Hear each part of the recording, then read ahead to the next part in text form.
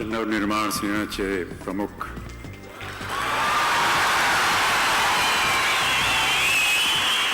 माननीय श्री राज ठाकरेजी आणि उपस्थित मान्यवर, महाराष्ट्र नवनिर्माण चित्रपट कर्मचारी सेनाला मी आजच्या दिवसची शुभेच्छा देतो आणि त्यांचा आभार मानतो की त्यांनी मला या भव्य समारंभाला आमंत्रित केला आणि मला मान सम्मान दिला।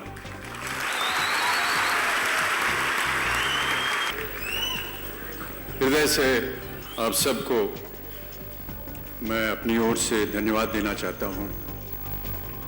आज आपने मुझे यहाँ बहुत ही गौरवान्वित किया और समस्त परिवार की ओर से मैं आप सबको एक बार फिर अनेक अनेक धन्यवाद देना चाहता हूं।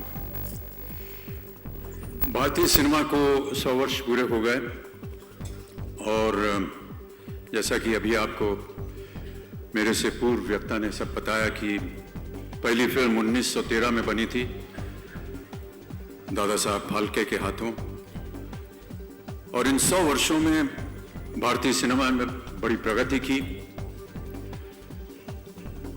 बहुत ही होनहार, उजागर निर्माता, निर्देशक, कलाकार, संगीतकार, लेखक, सबको एक उत्तम दर्जा दिया भारतीय सिनेमा ने।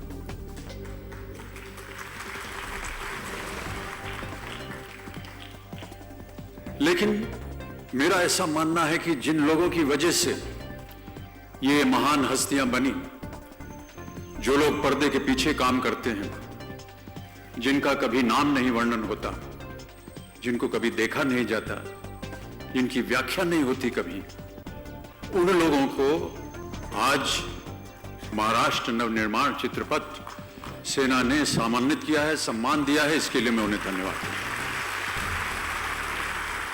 बहुत कम लोग होते हैं जो उनके बारे में सोचते हैं, और मैं ऐसा मानता हूं कि कई सालों से हम सब अपने व्यक्तिगत तौर पर,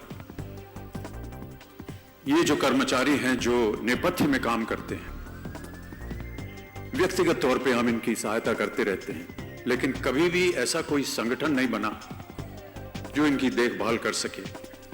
और आज जिस कार्यक्रम का निर्माण हुआ है, जब इन कर्मचारियों को उनकी इंश्योरेंस दी जाएगी, उनकी देखभाल की जाएगी, ये बहुत ही सराहनीय काम है। इसके लिए एक बार फिर मैं अनेक अनेक धन्यवाद देता हूं। कहते हैं कि कलाकार और जो खेल कूद के मैदान में लोग होते हैं, उनका जीवन बड़ा सीमित होता है, क्योंकि हम सब का जीवन हमारे शरीर के ऊपर निर्भर होता है। स्पोर्ट्समैन का शरीर जब कमजोर हो जाता है तो वो स्पोर्ट्स खेलना बंद कर देता है। हमारा शरीर जब आप लोग स्वीकार नहीं करेंगे वृद्धावस्था की वजह से या कई और कठिनाइयों की वजह से, तो हम स्वीकार नहीं होते हैं। उसके बाद हमारा क्या होता है, इसके बारे में कोई सोचता नहीं। बहुत से ऐसे कर्मचारी हैं, बहुत से ऐसे कलाकार हैं जिनको मैंने स्वयं देखा है कि अपने जीवन में जब उनकी ख्याति थी बड़ी, तो सुपरस्टार थे। और इस समय मैं किसी का नाम नहीं लेना चाहता हूं, लेकिन ऐसे एक बहुत ही बड़े और बहुत ही प्रबल एक कलाकार थे 1950 की सदी में या 40 की सदी में। और जब मैं 70-80 के दशक में एक बार गाड़ी में जा रहा था, तो मैंने देखा कि वो कलाकार, वो सुपरस्टार, वो महान व्यक्ति एक फटा पुराना कपड़ा पहने बस स्टैंड पर खड़ा हुआ है, और इतना कष्ट हुआ मुझे उन्हें देख करके। तो मैंने गाड़ी रोकी, क्योंकि मैंने उन्हें पहचाना, कोई और पहचान नहीं रहा था उन्हें। और मैं उनके पास गया और मैंने कहा कि आइए, मैं आपको जहां जाना है छोड़ देता हूं। उन्होंने कहा, नहीं बेटा, ये मेरी तकदीर है, मुझे इस तरह का अब चाव नहीं है कि आप मुझे पहचानें। लोगों ने जितना मुझे स्नेह प्यार देना था वो दे दिया, अब हमारा जीवन समाप्त हो गया है, मैं ऐसे ही रहना चाहता हूं। आप किसी को बताइएगा मत कि आपने मेरी मदद की या आप मदद करना चाहते हैं। एक अहंकार होता है ऐसे कलाकारों में, गर्व होता है उनको, और कहीं ना कहीं उनका जो आत्मविश्वास होता है वो खो जाता है। ऐसे लोगों को आज ये जो संगठन बना है और जिस कार्यक्रम में हम सब आए हुए हैं, ऐसे लोगों की जो देखरेख करेगा उसकी सराहना करना मैं अत्यंत महत्वपूर्ण समझता हूं। इसलिए एक बार फिर उन्हें धन्यवाद देता हूं।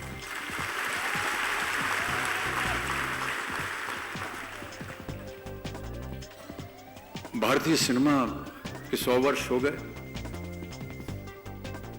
और जब ये शुरुआत के वर्ष थे उस समय सिनेमा जो था ये एक समाज में कई एक घरों में एक कोढ़ की तरह माना जाता था। अच्छे घरों के बच्चे जो होते थे उनको वहां भेजा नहीं जाता था। लेकिन धीरे धीरे सिनेमा ने अपना एक महत्व बढ़ाया और अब देखिए कहां पर इस स्तर पर आ गया है जब देश विदेश में भारतीय सिनेमा का नाम रोशन हो रहा है। मुझे इस बात का बड़ा गर्व है कि मैं इस फिल्म उद्योग का एक छोटा सा सदस्य हूं जहां पर देश विदेश में हमारा नाम जो है ये एक तरह से माना जाए तो पैरेलल कल्चर बन गया है हमारे देश का। 5000 वर्षों का हमारा इतिहास है भारतवर्ष का और पता नहीं कि ये सही कहना उचित होगा कि नहीं, लेकिन कई मानों में लोग भारतीय सिनेमा के व्यक्तियों को और भारतीय सिनेमा के बारे में ज्यादा जानते हैं बजाय यहां के अन्य लोगों को, और ये हमारे लिए बड़े गर्व की बात है। मेरे लिए आज के दिन जो सबसे गर्व की बात है वो ये कि आज मैं जिस जगह जिस स्थान पर ये आज समारोह का आयोजन हो रहा है इसका नाम है षण्मुखानंद हॉल। कई साल पहले जब मैं 60 और 70 के दशक में यहाँ आता था तो यहाँ पर फिल्म अवार्ड्स की एक सेरेमनी होती थी जहाँ पर अब तो बहुत सारे अवार्ड सेरेमनीज हो गए हैं और बड़े बड़े स्थानों में होते हैं, लेकिन उस समय फिल्म फेयर अवार्ड होता था वो यहीं होता था। और इसी मंच के ऊपर जिन लोगों की सराहना की जाती थी उनको यहां पर पुरस्कार दिया जाता था। मेरे लिए आज ये बड़े गर्व की बात है कि इसी मंच के ऊपर मैं एक कलाकार उन लोगों को सम्मान कर रहा हूं जिनकी वजह से मैं आज आपके सामने यहां खड़ा हूं, और इसका श्रेय जाना चाहिए राज साहब ठाकरे जी को, इनकी संस्था को, कि उन्होंने उन लोगों के बारे में सोचा जिनके बारे में कोई नहीं सोचता है। मैं एक बार फिर आप सब लोगों को बहुत बहुत धन्यवाद देता हूं। राज साहब आपको भी धन्यवाद देता हूं कि आपने मुझे यहां आमंत्रित किया और अपनी शुभकामनाएं देता हूं कि इसी तरह आप इस क्षेत्र में काम करते रहें। और यदि मैं फिर से दोहराता हूं कि यदि मेरी आवश्यकता किसी भी ऐसे नेक काम में पड़ी तो मैं अपने आप को यहां अवश्य हाजिर करूंगा। बहुत बहुत धन्यवाद आपका। जय हिंद, जय महाराष्ट्र।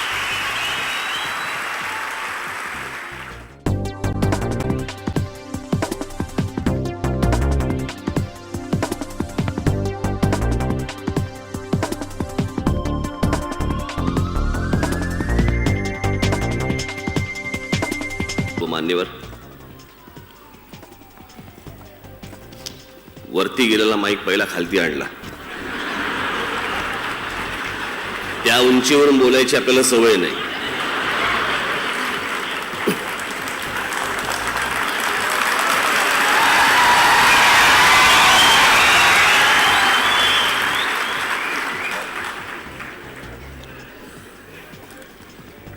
सगळे ऑन आहेत ना रे?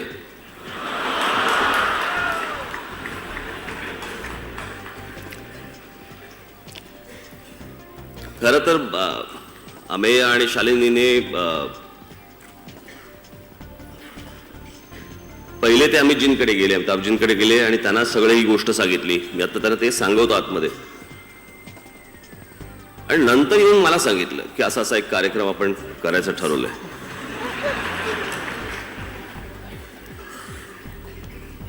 आणि त्यांनी मला सांगितलं, अमिताभजींनी हो म्हणून सांगितले। मी म्हटलं पक्षाचं राव सांगितलं ना।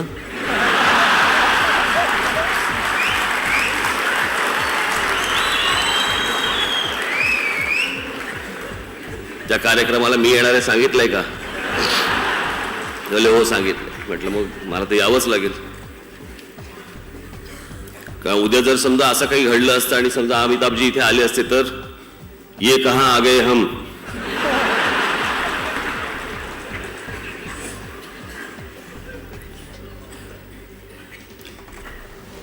माननीय बाळासाहेब ज्यावेळेला आजारी होते त्यावेळेला अमिताभजी ज्यावेळेला त्यांना बघायला आले त्यावेळेला माझी भेट झाली होती.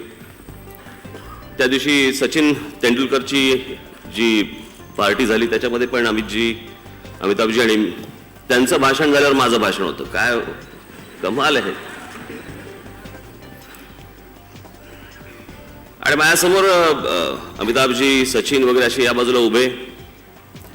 आणि मी म्हटलं की हे सगळे पुरस्काराचे धनी. म्हटलं आम्ही सगळे तिरस्काराचे धनी.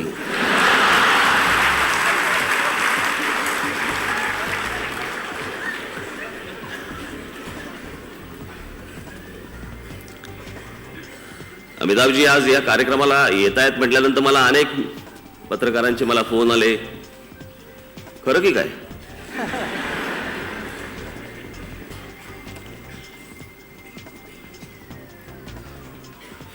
माझ्या अनेक भाषणांमध्ये मी ही गोष्ट बोललो देखील आहे, सांगितली देखील आहे की गेल्या 100 वर्षामध्ये इतका महान मोठा अभिनेता या भारतामध्ये झाला नाही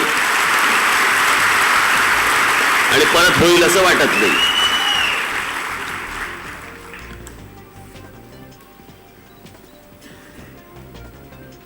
पर त्यावेळेला ज्या काही गोष्टी घडल्या होत्या त्या वैयक्तिक स्वरूपाची कुठचीच गोष्ट नव्हती. माझं आजही ते मत आहे. मी त्या गोष्टीवरती आजही ठाम आहे. अमिताभ बच्चन साहेब हे भारताचे ब्रँड अँबॅसेडर आहेत. ते कुठच्याही एका राज्याचे ब्रँड अँबॅसेडर नाहीत. अलाहाबाद मधला माणूस अमिताभजींवरती जेवढा प्रेम करतो तेवढाच महाराष्ट्रातला मराठी माणूस त्यांच्यावरती प्रेम करतो.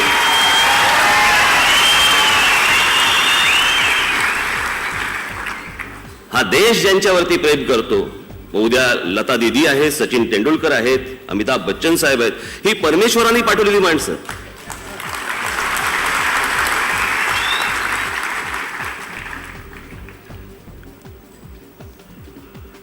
आणि या असल्या छोट्या छोट्या उद्योगात आम्हाला राहू देत ना. आपण या देशाची बाउंड्री तोडून जगभर गेलेले ही सर्व लोक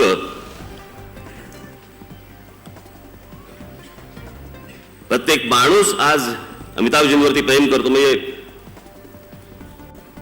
भाषेवरती कमांड कशी असावी हे यांच्याकडनं शिकावं. कौन बनेगा करोडपती ज्यावेळेला आपण पाहतो त्यावेळेला ज्या प्रकारचं हिंदी मी ऐकत असतो ते नेहमी,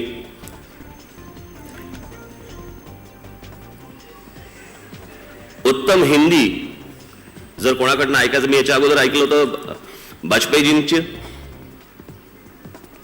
अमिताभजींचं, की हिंदी कसं असावं. नाही तर आपलं हिंदी आपण आत्ता आया,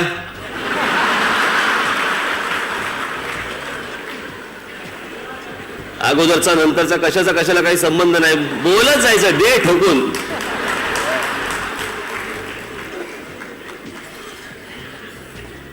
पण आज या कार्यक्रमाला अमिताभजी आवर्जून इथे आले.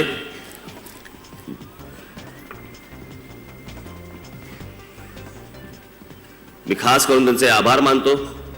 अमेय खोपकर शालिनी यांनी जो विम्याचा कार्यक्रम जो हातामध्ये घेतलाय त्यांनाही मी मनपूर्वक या ठिकाणी शुभेच्छा देतो.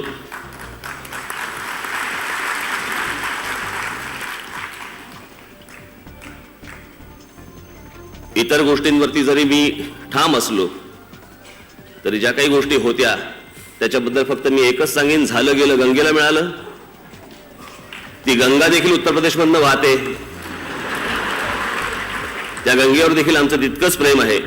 आणि अमिताभजी आणि सर्व इथे चित्रपटसृष्टीतले जितके काही लोक आलेले आहेत आणि आपला आशीर्वाद या सर्व लोकांच्या मागे, आमच्या सगळ्यांच्या मागे असाच राहो एवढी एक प्रार्थना करतो. आणि आपण सगळेजण आजच्या कार्यक्रमाला सगळेजण आलात याबद्दल मी पुन्हा एकदा धन्यवाद देतो. जय हिंद, जय महाराष्ट्र.